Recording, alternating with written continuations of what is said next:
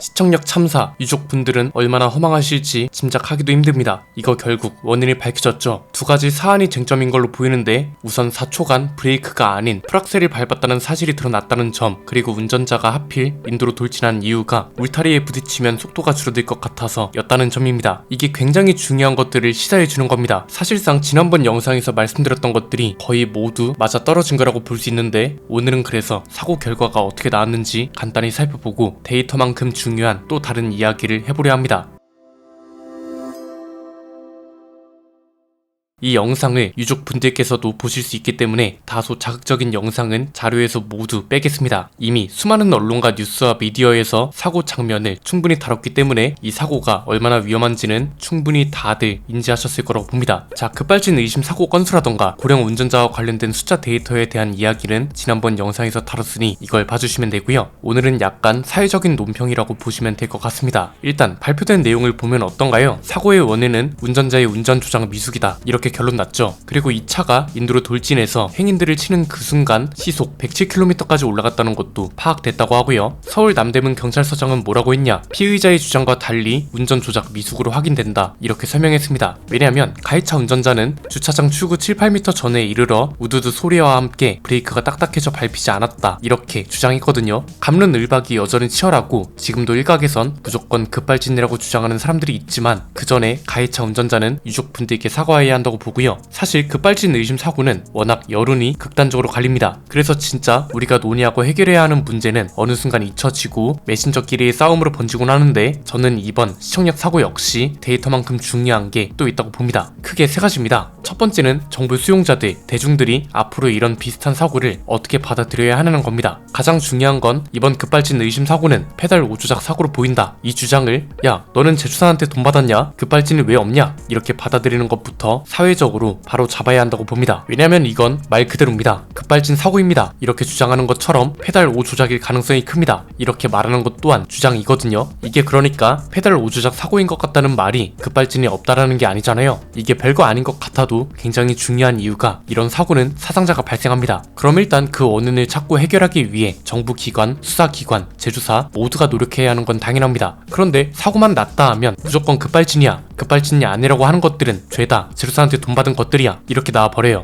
이러면 진짜 중요한 문제를 놓치는 건 당연한 겁니다. 극단적인 논리와 여론 때문에 그렇지 않았던 사람들조차 인지 부조화에 빠지고, 그 인지 부조화를 위한 확증 편향에 빠지는 건 너무 자연스러운 현상이거든요. 이번 사고는 페달 오인 사고로 볼만한 정황들이 꽤 많았습니다. 운전자의 나이가 많다는 걸 배제하더라도 모든 충돌을 한 뒤에 스스로 아주 부드럽게 멈추는 것도 그렇고, 신발에 가속 페달을 밟은 흔적이 나왔다는 것도 마찬가지입니다. 일부 댓글에서는 너무 앞뒤가 안 맞는 주장을 합니다. 대표적인 게 브레이크를 밟았을 텐데 왜 브레이크 페달 자국은 없냐? 그러면서 또 평소에 가속 페달을 밟았을 텐데 당연히 가속 페달 자국이 남아있겠지, 이런 거라고 봅니다. 이게 좀 많이 어지럽더라고요. 브레이크도 밟았을 텐데 왜 브레이크 자국은 없냐? 발표된 내용이 결과이기 때문에 결과론적으로 말하자면 이건 그만큼 가속 페달을 세게 밟았다는 증거가 되는 거고요. 평소에 가속 페달을 밟았을 테니 당연히 가속 페달 자국이 있겠지, 이건 또 반대로 말하면 그럼 평소에 브레이크 페달은 안 밟고 다녔다는 소리밖에 더 되나요? 말이 안 맞잖아요. 그러니까 이게 정부 수용자들도 저건 급발진이야, 이 전제를 깔고 가면 안 된다고 보는 거죠. 이게 무슨 무죄 추정의 원칙도 아니고, 이렇게 되면 진짜 급발진으로 의심되는 사고들도 문제가 됩니다. 저는 가장 대표적인 게 레이 사고라고 보거든요. 이건 운전자분도 그렇고 동승했던 자녀분도 너무 침착하게 대응을 잘했습니다. 차를 어떻게든 세우려고 장애물들을 피하는 건 물론이고 사이드 브레이크까지 썼잖아요. 그리고 그 시간이 너무 길기도 했기 때문에 이렇게 긴 시간 동안 가속 페달을 계속 밟고 있었다고 하기엔 무리가 있을 수 있습니다. 그래서 이건 급발진 의심 사고다, 이렇게 말할 수 있는 겁니다. 그런데 그렇지 않은 사고들까지 저건 무조건 급발진이야, 이러면서 극단적인 여론을 만들었다가 최근에 공개된 택시 페달 오인 사고라던가 이번 시청력 사고도 마찬가지로 운전자의 조작 미숙으로 결론 났잖아요. 이 상황에서 사람들은 그럼 뭐라고 생각하겠어요? 야, 이 정도면 이전에 있던 사고들도 다 의심해 봐야 하는 거 아니야? 이래서 급발진부터 주장하는 사람들은 의심부터 해야 한다니까, 이렇게 된다고요. 두 번째는 이런 사고가 일어나선 안 되겠지만 만약 이런 사고를 겪었어요. 진짜 급발진 의심 사고를 겪은 분들은 급발진이라고 주장할 수 있죠. 그런데 그렇지 않은 사람들까지 급발진이라고 막무가내 주장을 해서 문제를 더 키우는 것도 있다고 봅니다. 비유하자면 예컨대 사고가 났어요. 병원 갈 정도가 분명 아닌데 대인 접수해달라고 하고 CT에 MRI에 합의금까지 수백만 원을 뜯어가요. 이런 상황이랑 비슷하다고 봅니다. 어떻게 보면 관행이 됐다는 거죠. 이렇게 되면 문제가 뭐냐? 앞에서 말씀드린 것처럼 진짜 급발진 의심사고로 규정하고 철저하게 원인을 밝혀야 할 사고도 그렇지 않은 사고처럼 되어버린다는 거고요. 동시에 혐오까지 조장합니다. 왜 이런 사고는 노인들한테만 일어나는데 노인들 면허 뺏어야 한다니까 이런 거죠. 이게 무조건 맞다고는 할 수 없는 게 젊은 사람들도 교통사고 많이 나고요. 요즘은 또 기어 레버 형식도 워낙 다양해서 기어가 들어가지 않았는데도 착각하는 경우가 꽤 많습니다. 누구나 실수는 할 수 있다는 거죠. 진짜 우리가 토론하고 생각해야 할 건 왜 그런 사고가 일어났고 그런 사고를 예방하려면 어떻게 해야 하고 만약 일어났다면 어떻게 대처해야 하고 이런 것들인데 노인 혐오와 성별 혐오 이런 쪽으로 여론이 치우쳐져 버리면 진짜 논의해야 할 문제는 묻혀버린다고요. 이번 사고도 마찬가지로 유명을 달리하신 분들이 너무 많습니다. 사고라는 건 예측할 수 없다고는 하지만 이건 너무 허망할 정도입니다. 이 운전자 유족들께 사죄했나요? 급발진 주장만 하기 바쁘지 않았냐 이겁니다. 세 번째는 이런 정보를 옮기는 분들과 전문가로 나오시는 분들에 대한 이야기도 필요하다고 봅니다. 언론은 요즘 또 언론 개혁이다 뭐다 해서 워낙 이야기가 방대해질 것 같아서 우선 이 주제에서는 전문가들에 대한 이야기만 해도 충분할 것 같습니다. 저는 급발진의 가능성이 높다 이런 주장까지는 괜찮다고 봅니다. 헌법에서 시민의 권리와 표현의 자유를 보장하고 있으니까요. 다만 주장하는 것까지는 좋으나 주장하면서 쓰이는 표현에 대해서는 조금 신중해 주셨으면 합니다. 간혹 이건 급발진입니다 이렇게 규정이 되기도 하던데 급발진 의심 사고로 보이지만 결과를 지켜봐야겠습니다 이렇게 표현해 주시는 게 맞지 않을까요? 반대쪽도 마찬가지로 급발진 의심 사고가 아닌 페달 오주작으로 보이지만 결과를 지켜봐야겠습니다 이렇게 말하는 게 맞다고 봅니다. 물론 그에 대한 근거와 토론은 당연히 많아야 하고요. 왜 유독 이 주제에선 이런 게 필요하냐? 급발진 의심 사고는 특히나 주제 자체가 민감하고요. 사고 장면도 자극적이고 정보 수용자들은 그 자체만으로 민감하게 받아들이는 사안입니다. 이럴 때일수록 전문가의 말이 가지는 힘이 더욱 크다고 보기 때문에 그런 겁니다. 예컨대 긴급 제동 장치가 작동하지 않아서 차에 문제가 있었을 거라는 주장이 나오고 해당 차량에는 긴급 제동 장치가 애초에 장착되지 않은 차라는 반박이 나오고 이렇게 되면서 우리가 진짜 비중 있게 이야기할 건 이 사고가 왜 벌어졌냐, 예방할 수 있는 방법은 뭐냐 이런 건데 이런 주장을 한 사람들을 공격하면서 사안에 대한 토론이 아니고 메신저를 공격하는 일이 벌어지는 겁니다. 메시지를 공격해야 하는데 메신저를 공격하면 인신공격 수준밖에 토론이 안 되는 겁니다. 특히나 전문가분들이 말씀이 중요한 이유가 노인분들은 이런 걸 TV나 라디오에서 많이 접합니다. 그럼 일단 급발진은 있다 이렇게 인식한단 말이죠. 내가 주차를 하다가 또는 차단기 앞에서 멈추다가 가속 페달을 잘못 밟아서 차가 움찔했어요. 그럼 그냥 페달에서 즉각 발을 떼고 브레이크를 밟으면 되는데 와 이거 뭐야 설마 급발진? 큰일 났다 이러면서 더 당황하게 되고 페달 오인으로 인한 사고로 이어질 가능성이 크다는 거죠. 그리고 내가 설마 급발진? 이러면서 사고가 났기 때문에 급발진을 주장하는 것도 자연스러워지는 거고요. 그래서 저는 전문가 분들이라면 특히나 이 워딩에 대해 신경을 써주시면 좋겠고요. 무엇보다 평소에 괜찮을 수 있어도 이럴 때는 페달 블랙박스 판매와 연관되어 있는 분들은 특히나 페달 블랙박스 관련 이야기도 가급적 줄이시는 게 좋다고 봅니다. 이게 제3자나 정부기관에서 페달 블랙박스 의무화의 필요성과 추진 현황을 이야기하면 모르겠지만 판매와 연관되어 있는 이해관계인이라면 뭐야 저 사람 결국 페달 블랙박스 광고였네 이런 식으로 의미가 퇴색되고 이 또한 메신저를 공격하게 되는 일이 될 수 있기 때문에 그렇습니다. 자 그럼 우리는 마냥 이렇게 정보를 조심히 다루고 받아들이기만 해야 하냐? 그런 건 아닙니다. 우리도 이렇게 거릴 건 거리면서 요구할 건 요구해야죠. 굵직한 것들이 몇 가지 있습니다. 일단 지난번에도 말씀드렸던 건데 첫 번째는 이런 사고가 안 일어나도록 해야 한다는 게 가장 중요하고요. 두 번째는 일어나더라도 큰 사고로 번지는 걸 막아야 한다는 게 있습니다. 그러기 위해선 운전면허 취득 과정 대대적으로 개편되어야 하고 풀 브레이킹 말 그대로 페달이 부서지도록 밟는 그 느낌을 모든 운전자들이 알 수 있게 할 필요가 있고요. 만약 이런 상황이 발생했을 때는 속도가 붙기 전에 대형차 뒤를 정면으로 추돌해서 모두의 피해를 막아야 한다. 이렇게 예방 교육과 의무 교육 개편이 절실합니다. 그리고 합격률도 거의 100%에 달하는 운전 적격 검사 이것도 대대적으로 개편해야 한다고 말씀드렸습니다. 나이가 들수록 누구나 인지 능력이 떨어지고 운전에도 베테랑이라는 건 없습니다. 심지어 카레이서들도 경기 도중 사고가 납니다. 수원역 환승센터 사고 기억하시죠? 이 당시 버스 기사분도 페달을 착각했다고 인정했잖아요. 그래서 허울뿐인 이런 제도들 대대적으로 개편될 수 있게 요구해야 하는 게 있고 마지막 세 번째는 사고가 일어난 후에도 중요합니다. 지금 대부분이 못 믿는 게 EDR이라면서요. 페달 블랙박스도 못 믿겠다고 할 정도죠. 사고 나고 고장 났다고 우기면 그만 아니냐는 말도 나옵니다. EDR은 오죽하겠냐는 거죠. 앞에서 말씀드린 것처럼 여론이 한쪽으로 치우치거나 너무 극단론으로 가면 안 되는 이유가 여기에 있는 겁니다. 급발진 의심 사고라도 그리고 지금까지 있었던 모든 급발진 의심 사고가 진짜 의심 사고인지 아니면 진짜 급발진인지 이게 증명되려면 앞으로가 굉장히 중요하다고 중요하다고 보거든요. 그런데 이걸 투명하게 증명하려면 EDR을 비롯한 관련 장비와 증명 시스템도 개선이 분명 필요합니다. EDR에 대한 불신이라기보다는 이 EDR이라는 장치가 이런 비슷한 사고가 났을 때 제조사가 아닌 운전자한테 더 유리하게 작용하도록 만들어야 한다. 정확하게 표현하면 이거죠. 미국에서도 이런 걸 신뢰성 문제라고 판단하고 오류가 존재할 수도 있다고 생각해서 EDR을 급발진 증거로 채택할 때는 굉장히 신중하게 결정한다고 합니다. 대신 미국에서는 이 데이터를 최대한 개방적으로 신뢰성을 유지하면서 공개합니다. 제일 대표적인 게 데이터 추출 장비인데 우리나라처럼 제조사가 가지고 있는 장비가 아니라 보시사의 데이터 추출 장비로 단일화해서 사용합니다. 그리고 EDR 기록 시간도 사고 발생 5초 전이 아니라 사고 발생 20초 전까지 일괄적으로 늘리는 내용이 법 개정안도 입법 예고를 해놓은 상태라고 합니다. 이게 좀 문제인 게 사실상 마지막 믿을 건 EDR 뿐인 상태잖아요. 만약 진짜 급발진 사고예요. 그런데 겨우 5초간의 기록으로 차의 결함이냐 나의 실수냐 내가 거짓말을 한 게 되냐 이런 모든 게 판명 나는 건데 만약 진짜 급발진 사고 피해 운전자라면 얼마나 억울하겠어요. 그러니까 우리가 요구해야 할 건 이런 것들이란 겁니다. 실제로 사고가 났을 때 운전자의 과실을 확실하게 따짐과 동시에 운전자가 진짜 급발진 피해자라면 그 피해 사실을 소명하기 좋게 법과 제도를 바꾸란 거죠. 제조물 책임법이 지금 국회에 계류되어 있습니다. 이런 거 빨리빨리 하라고 국민들이 요구해야 하고요. 이런 건 진짜 한번 일어났다 하면 굉장히 큰 사고이기도 하고 사상자가 발생하고 여론도 극단적으로 갈리는 만큼 이런 법과 제도 개선이 빠르게 이뤄질 수 있도록 목소리를 높여야 한다는 겁니다. 저는 개인적으로 이 사고가 일어났을 때 피해를 최소화할 수 있는 방법을 모든 운전자들이 인지해야 한다고 보거든요. 그런데 그에 대한 논의는 얼마나 이뤄졌나요? 당장 이 시청역 사고만 봐도 급발진이라는 단어에만 너무 집중하지 않았나요? 오늘 내용은 여기까지입니다. 내용이 유익하셨다면 구독과 좋아요 알림 설정 부탁드립니다. 지금까지 저는 안PD였습니다. 감사합니다.